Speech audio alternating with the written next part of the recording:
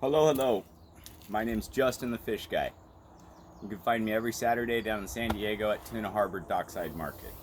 Today I thought I'd fillet a couple albacore, give an opportunity to show people exactly how easy it is to do. And while I'll do it, I'll explain exactly why you should buy a whole fish. So, first and foremost, I like things clean. If you're gonna buy fish, make sure you buy paper towels. Just don't skimp on them. This is where a lot of the fishiness is going to be, is on these paper towels when we're done. So today I have boat frozen albacore tuna, and these fish, grab one for you. These fish were caught a while ago, boat frozen, and they were bled right when they were caught on the boat. These smaller albacore are great on the grill. They're also wonderful to can. The challenge, of course, is turning a whole fish into fillets. So like I said, don't skimp on the paper towels because it keeps your whole work area dry and it keeps your fish clean throughout the whole game. If you keep wrapping your fish in paper towels, you'll be able to then throw away the paper towel without rinsing your fish. You want to keep the fish dry and cold. Those are the two keys. You don't really like soaking them in water deeper than you need to. Okay, so of course you need a knife, and you always want to have some rags around too. Keep your knives clean. I also personally don't like to smell fish. I don't like it on my hands, and if I'm going to be cooking fish later, it seems real important to put gloves on. I know that sounds weird, but the fishy smell on fish is always the slime. It's always on the outside. So the trick is to get to the inside and cut away all the bad stuff. Now I do use a fillet glove because I like my fingers. I've been cutting fish most of my life, and for the most part, gloves keep your hands nice and pretty. And when you're cutting fish, proper hand protection will help you do it longer. So with all tuna fish, essentially the goal is to remove the top loin and the bottom loin while leaving all of this intact. Different tuna definitely have different cuts, but this is a basic protocol. You're gonna make your first cut up along the neck here, your second cut from the pec fin all the way down to the anal fin. Your third cut is going to come right up here. When you open up the fish, you'll be able to spot the bloodline, but you can also just cut on either sides of the lateral line. This is where all the tendons and bloodline come together to hold the fillet to the skin. Now, once you've made this cut, go ahead and cut all the way up this way.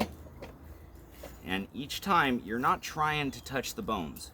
The trick is to get a nice, good, clean fillet. Even if you leave a little meat left behind on the bone, that'd be better than picking up small parts of bone in your fillet that you're gonna have to then go back and cut. So, the basic outline, like I showed you, 1 cut, 2 cut, 3 cut, 4 cut, 5 cut. When you're done, the fillet really should come right off. It should be beautiful. It should be clean. That's the goal. If you take the fillet off of the fish and it's really stringy, that's when you want to reconsider eating that fish.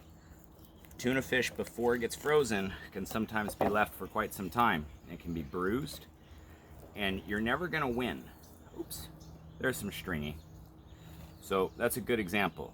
I'm not going to eat this stuff. The stringy stuff here, not gonna eat. This part here, definitely gonna eat. That's awesome fish.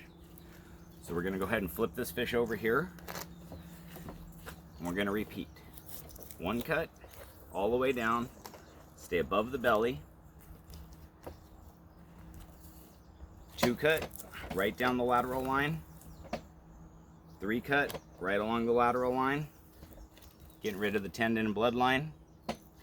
And again, from the top, you're coming all the way down. The first cut is primarily just to get the skin broken. The next cut's gonna go all the way to the center. And again, your fillet should fall right off, and it should be perfect. No stringy, no bruising. Let's see how the bottom fillet comes off on this side.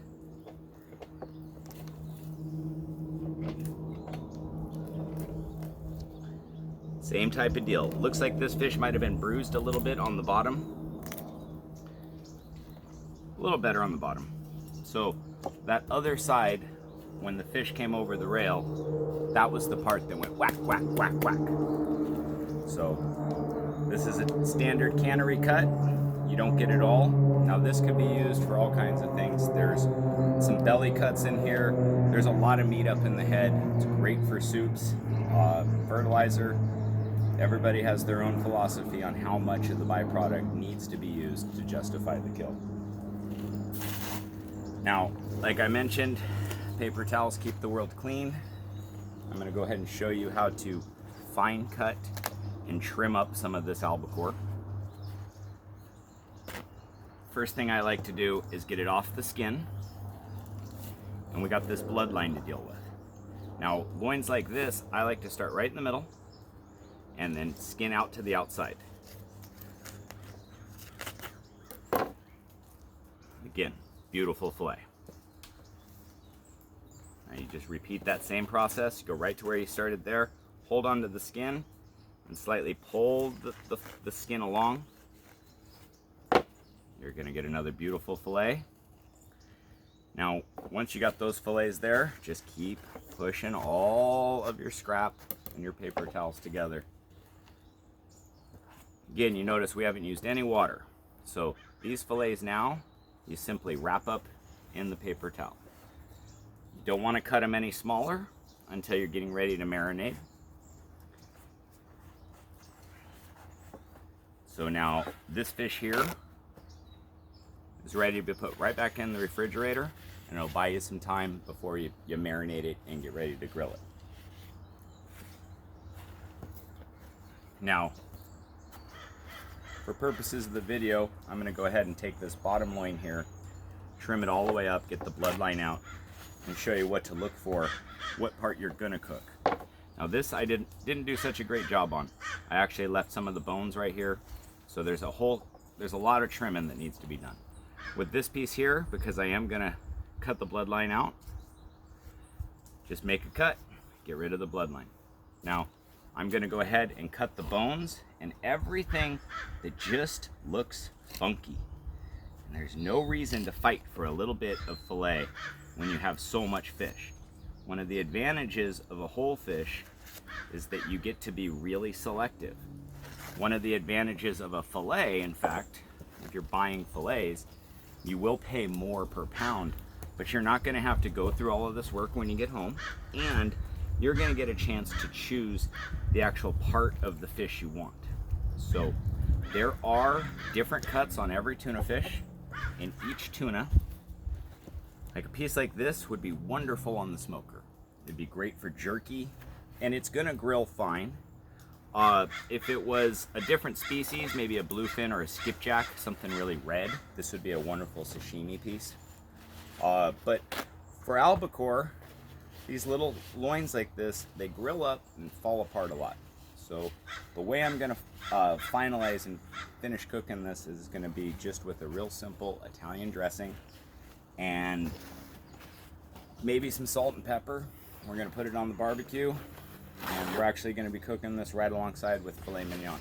So we're going to do a West Coast surf and turf and try to load up on our grass-fed beef with our filet mignon loaded with omega-6s. We're going to match that with our albacore here, which is loaded in omega-3s. I do recommend canned and or frozen or fresh albacore as one of the tunas with the most omegas. I'd also recommend eating smaller ones if you get a chance. The smaller the fish, the lower the amount of built up mercury. So a small albacore really starts to compete with salmon when it comes to health benefits. So again, my name's Justin the Fish Guy. Every Saturday down at Tuna Harbor Dockside Market, you'll find me and my kids. I'll teach you everything I know. When it comes to fish, I know a thing or two. The rest of life, I might be average or somewhat retarded. But when it comes to fish, I am an expert, and I can make sure you eat the right stuff.